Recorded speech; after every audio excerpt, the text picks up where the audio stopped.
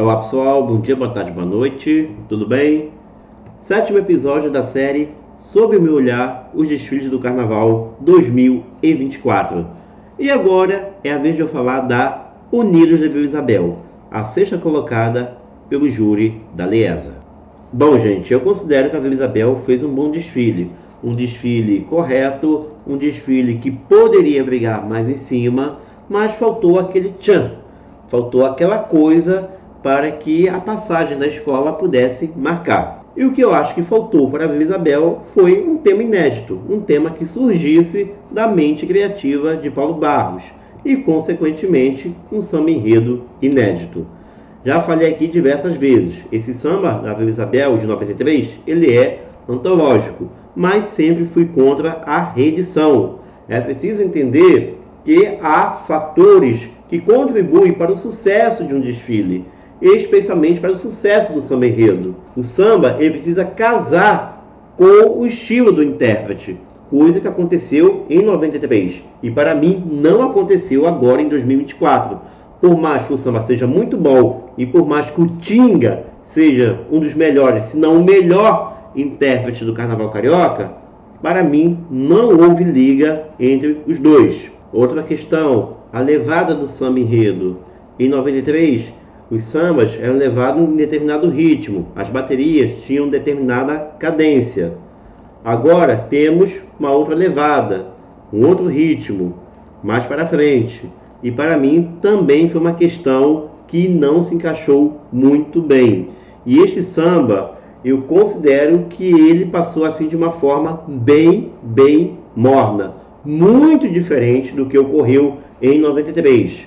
Eu até entendo as pessoas que criticam essa obra, especialmente do público jovem, mas este samba, gente, ele realmente não foi colocado em condições para explodir como ele efetivamente poderia, como ocorreu no passado.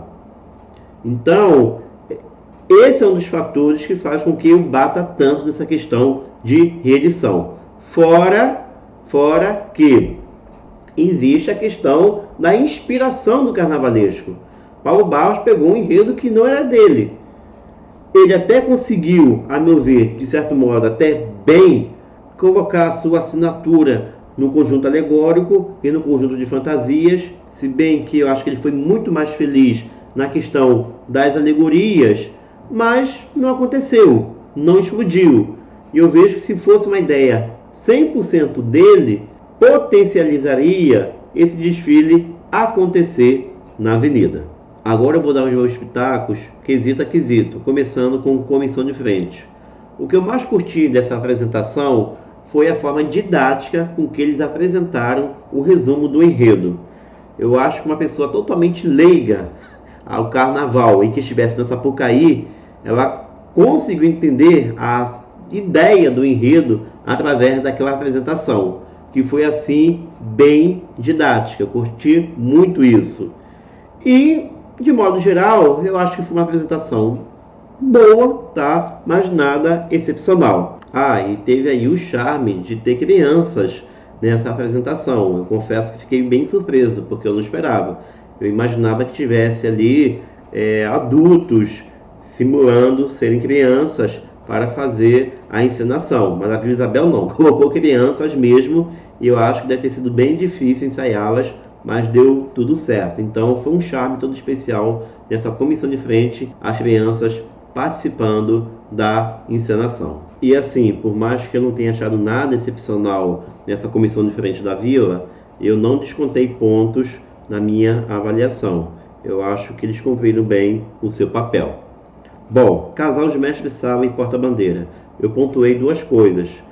A primeira parte da encenação, que foi sem iluminação, porque é muito complicado você avaliar alguma coisa daquele modo, apesar que aquele jogo de luzes eu achei interessante, mas seria mais interessante em outro ponto do desfile, e não no casal de mestre-sala e porta-bandeira. E um momento em que o mestre-sala ele fez uma coreografia de lado para a porta-bandeira. O mestre-sala tem a função de proteger o pavilhão da escola. Ele não poderia ficar ali alguns segundos praticamente de costas para o pavilhão da agremiação. Então, a meu ver, foi um outro problema que ocorreu nessa apresentação e eu não dei 10 para o casal da Vila Isabel. Harmonia. A escola cantou, até porque era um samba reeditado, todo mundo conhecia, então a harmonia não foi problema quanto à questão do canto e também na questão do carro de som, que teve um bom rendimento. O samba, 10, mas não empolgou, tá, gente? Ele não pegou na avenida. Vai mesmo pela questão da obra em si, pela qualidade da obra, mas de fato ela não funcionou na avenida. Esse funcionar que eu estou me referindo é cativar o público, é você ter algo a mais no seu desfile, é o componente vibrar com o samba, e isso de fato não aconteceu. Bateria, uma boa apresentação, sem observações da minha parte e para mim 10. Enredo, eu considero que este foi o enredo melhor contado na avenida. A gente conseguiu entender com clareza tudo que se passava ali, do início até o final. Evolução. Eu gostei da evolução da Vila Isabel, teve uma boa afluência de modo geral, mas só que teve 2 paradinhas ali meio longas. Não foram muito longas, mas ocorreram. Se fosse uma paradinha só, no meu julgamento, eu não tiraria ponto, não descontaria nada. Mas como foram 2, eu tirei um 10º, tá? Da evolução da Vila Isabel. Agora a parte estética da escola. Começando por fantasias. Então, gente, as fantasias da Vila Isabel, eu vejo que elas não eram chamativas na questão de beleza, na questão de luxo, mas eram fantasias funcionais. Eram fantasias que dava para a gente entender bem as suas mensagens através dos símbolos. Não teve aquele tapete bonito que eu gosto de ver lá no setor 10, com aquele colorido, né, cheio de harmonia entre as cores das alas, mas eram fantasias que explicavam bem o enredo, a meu ver. Tá legal? Então essa foi minha avaliação das fantasias da Vila Isabel. Agora, o conjunto alegórico. Eu já gostei bastante do conjunto alegórico da escola, especialmente a parte inicial. Aliás, eu acho que ali temos 2 momentos distintos. As 3 primeiras alegorias, que eu acho assim bem interessantes, bonitas, inspiradas, e as 3 últimas, que eu considero assim bonitas, mas com menos inspiração. Vamos relembrar? Bora lá! Começando com o carro abre-alas, que eu acho sensacional. Sensacional. Uma representação muito bem feita do caos, que era justamente a ideia dessa alegoria. Essa simulação de incêndio através de LED com o recurso da iluminação cênica ficou perfeita, parecia fogo de verdade. E os detalhes, gente, tem tudo a ver com o carro. A bagunça que faz todo sentido no cenário do carro, né, na mensagem com que ele queria passar, o tom meio acinzentado dele, a fumaça, todos esses detalhes engrandeceram o efeito da alegoria. E assim, eu acho esse carro extremamente impactante. Aí nós temos a segunda alegoria, que eu acho linda, linda, linda, que representa a inocência das crianças. A harmonia das cores nessa alegoria é um colírio para os olhos. É uma coisa assim que eu ficaria horas e horas olhando. E o que eu acho mais bacana é que normalmente quando as escolas de samba entram em um setor ou pegam um enredo com um caráter infantil, normalmente os traços das alegorias, dos elementos, das cores, têm justamente um caráter mais infantilizado. E aqui não. Aqui nós temos a referência colorida do mundo infantil, mas sem cair justamente nesse estilo que iria destoar do restante das alegorias. Então eu acho esse carro assim fantástico pela mensagem que ele quer passar, pela beleza cromática, pelo acabamento e por tudo, tá, gente? Eu acho esse carro aí lindíssimo. Aí o tripé da baleia, o famoso tripé da baleia que apareceu no RJ1, que de certo modo é bonito, mas tem umas coisinhas aí que me incomodam. Primeiro que ele é quadradão, tá? Eu sei que o pessoal não gosta que eu fale muito isso, mas ele está muito quadrado, parece mais um aquário. está muito poluído na parte de baixo, e a emenda da baleia aparecia quando ela fazia o movimento de subir e descer. Então é um tripé bonito com alguns poréns.